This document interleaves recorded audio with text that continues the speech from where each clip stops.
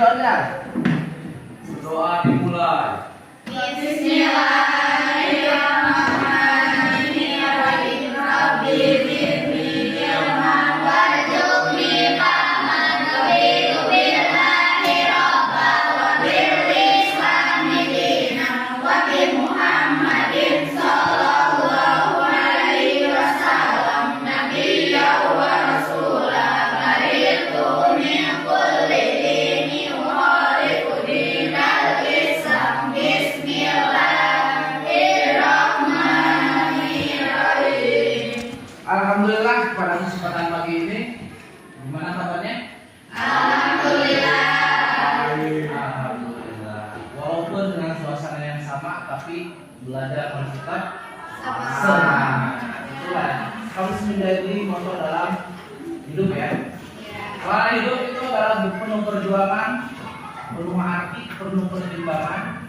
Jadi kita sebagai murid kelolalah kehidupan dengan semaksimal. Pada kesempatan pagi ini saya akan mengajar pelajaran PKN. Sebelum melanjutkan mata pelajaran selanjutnya, kita briefing atau materi sebelumnya. Sampaikan. Hasan, Ya Ustaz, boleh disampaikan materi sebelumnya? hak dan kewajiban warga negara. Pengertian hak dan kewajiban warga negara. Hak warga negara adalah segala sesuatu yang menjadi hak seseorang sebagai warga negara, seperti hak pendidikan, kesehatan, kebebasan berpendapat, dan hak untuk dilindungi oleh negara. Kewajiban warga negara.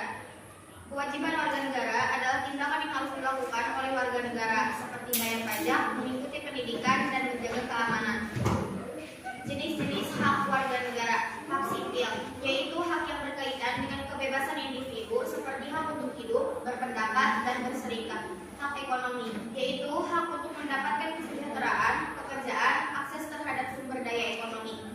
Hak sosial dan budaya, yaitu hak untuk mendapatkan pendidikan, berpartisipasi dalam kegiatan sosial, dan mengembangkan budaya. Hak politik, yaitu hak untuk berpartisipasi dalam pemerintahan, seperti hak memilih dan dipilih dalam pemilu. Kewajiban warga negara. Kewajiban konstitusional, yaitu mematuhi hukum dan peraturan yang berlaku seperti Undang-Undang Dasar 1945. Kewajiban sosial, yaitu berperan aktif dalam masyarakat, menjaga kerukunan dan membantu sesama.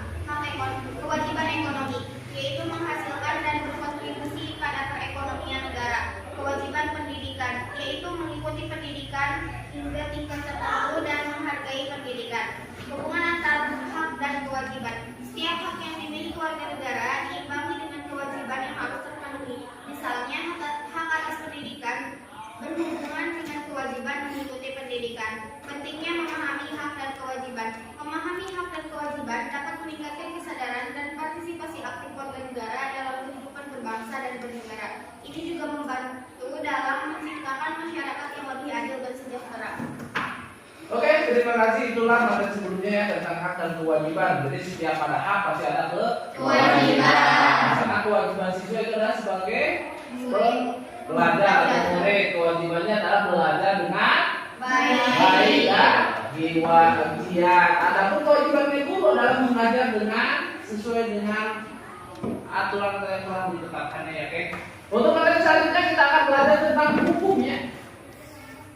PKN tentang hukum. Ya. Materi pada kesempatan kali ini kita belajar tentang hukum. Hukum itu adalah aturan yang telah ditetapkan oleh siapa? Negara yang mengikutinya. Contohnya Indonesia. Indonesia itu adalah negara berhukum yang legalitasnya diacuannya dengan dua dasar, yaitu undang-undang dan Pancasila. Ini adalah dasar sebagai sumber hukum. Kenapa harus ada hukum? Karena agar masyarakat tidak bebas dalam berperilaku dan ada aturan. Iya, jelas. Itulah. Jadi tidak bebas dalam berperilaku dalam beraturan. Kan negara HAM. Apa tuh HAM? Hak asasi manusia. Hak asasi manusia itu ada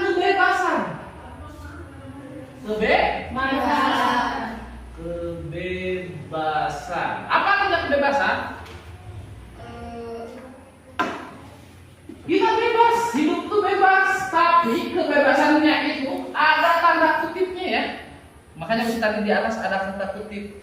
Jadi kebebasan itu ada batasannya. Contohnya misalkan kita hidup bebas, bernapas bebas, kemana-mana bebas, tapi ada batasannya. Batasannya itu yang kita.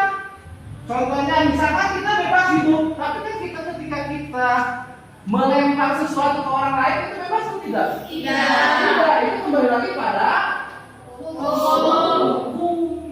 Nah, itulah hukum yang mengatur supaya negara itu lebih baik dan benar. Nah, ini tujuan utama daripada Indonesia punya hukum, ya. Ya, itu makanya ya kita sebagai pelajar itu akademik ya. Orang yang memiliki wawasan dalam mereka berpikir. Makanya kalian ya ketika ada sesuatu something lain sebagainya, kita harus berpikir secara regional yang masuk akal. Contohnya sekarang masuk lagi sebentar lagi ada pilihan pilkada daerah. Ya kita harus rasional mana yang harus kita pilih. Nomor 1 atau 2 lain sebagainya ya bebas, kita hak bagi seorang pelajar. Soalnya kan orang pelajar itu orang yang berakal, beretika, tahu bagaimana masa depannya. Oke ya, itulah materi dasarnya tentang hukum. Adapun ya, Ustaz bagikan dulu materinya ya. Ini salah satu contoh hukum. Ada hukum IT.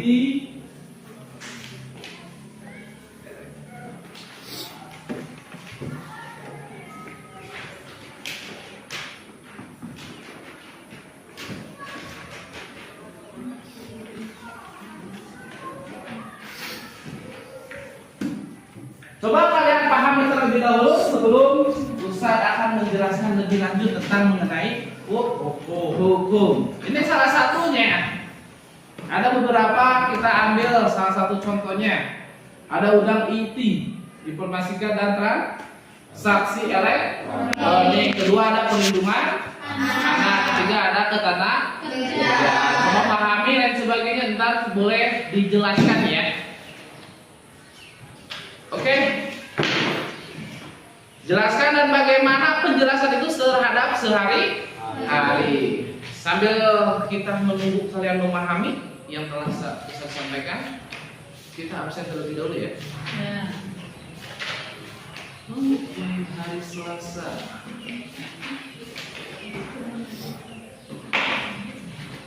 Ani, Alia, Anissa, Desti, Hasna, Ilham kemana? Tanpa keterangan. Dari kalian harus ada ini ya suratnya supaya lebih jelas biar tidak dialihkan. Ilma, Muhammad Rizal, Nazmi, Raina, tanpa keterangan. Raina, Sarah, Afrijal, dua orang ya tanpa keterangan.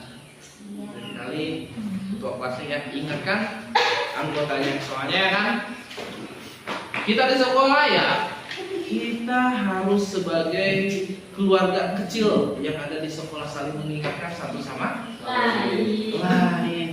Yang kita pahami dulu terlebih dahulu apa yang dimaksud dengan intinya, bagaimana penjelaskannya, bagaimana contoh dalam penerapan sehari-harinya. Kasih waktu dulu.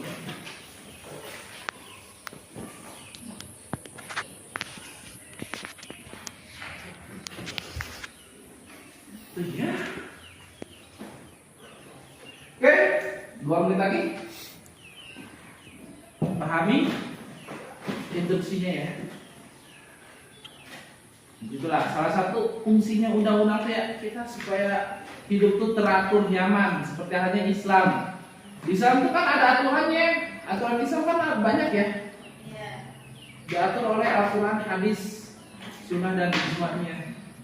Satu sama lain saling mengaitkan supaya kita hidup lebih mulia, lebih berakal, lebih beradab dan lebih menghormati satu sama lain.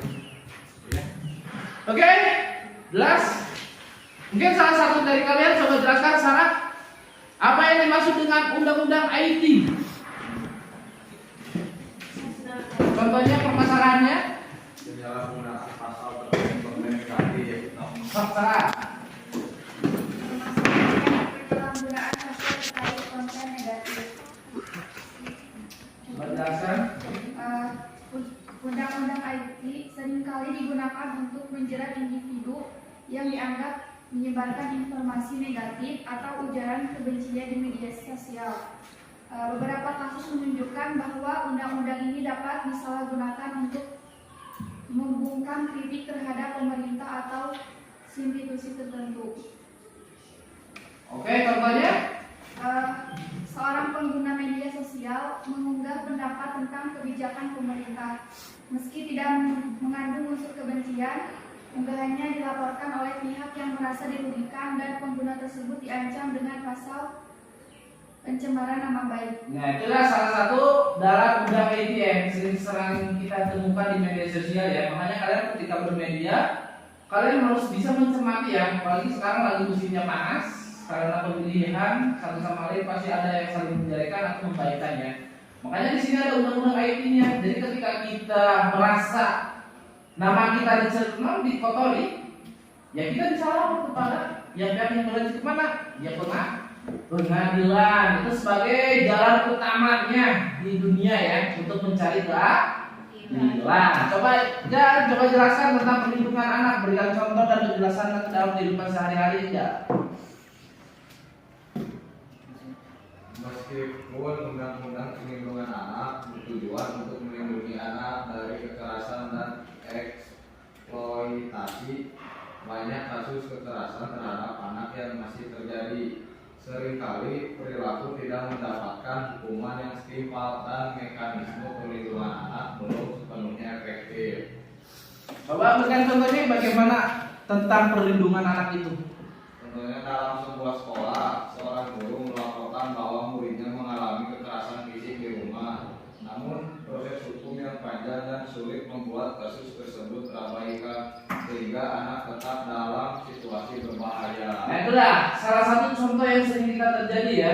Misalkan si A atau si B punya diskriminasi di rumah, si kakaknya atau si orang tuanya dan sebagainya sering bisa. Kita tuh si anak pengen laporan tapi ya secara hukum ya normal berjalan dengan aturannya, tidak masuk pengadilan karena lainnya. Tapi kan ketika masuk banyaklah perjalanannya luka-likunya. Jadi anak masih merasakan rasa bahaya dan belum bisa maksudnya kenyamanan aman dia dalam berhidup di dunia. Makanya ya di sekolah itu ada stop bullying. Tujuannya apa? Supaya anak tuh bisa betah di sekolah, bisa nyaman di sekolah, bisa menjadi keluarga kedua setelah dari rumah. Keluarga pertama itu adalah orang tua. Keluarga kedua adalah teman kalian yang ada di sekolah. Ketiga ada di rumah. Makanya ketika ada hukum ini perlindungan supaya kita tuh hidup tuh ya di Indonesia itu rata ya, rata. Jadi mas mau ke dia si miskin atau si kaya, tapi di hadapan hukum itu sama ya, rata dan lain sebagainya. Oke, terakhir coba Desi jelaskan tentang undang-undang ketenagakerjaan.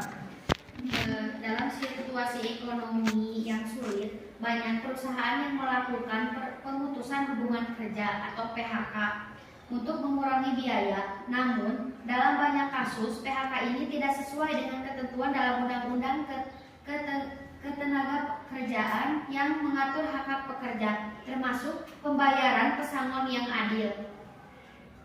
Berikan contohnya. Seorang karyawan di perusahaan swasta di PHK tanpa pemberitahuan dan tanpa pesangon yang sesuai dengan ketentuan undang-undang. Hal ini menyebabkan karyawan merasa dirugikan dan tidak memiliki sumber penghasilan. Nah, itulah undang-undang ketenagakerjaan. Apalagi kemarin kan telah diresmikan ada undang-undang cipta kerja, yang mana hubungan itu, undang-undang itu kita berlaku.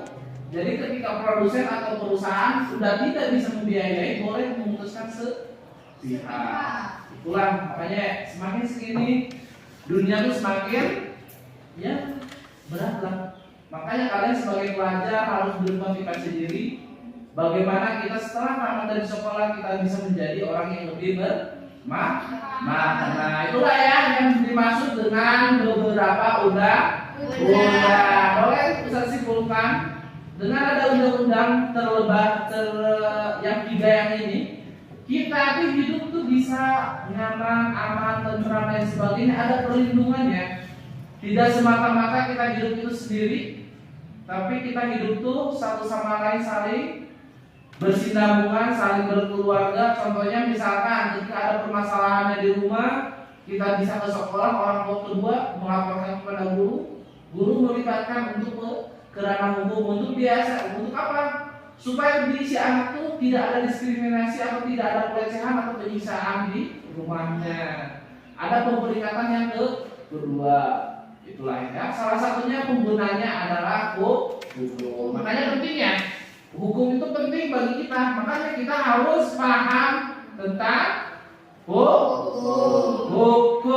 Itulah materi pada saat ini. Mudah-mudahan apa yang kita sampaikan bermanfaat. Assalamualaikum warahmatullahi wabarakatuh.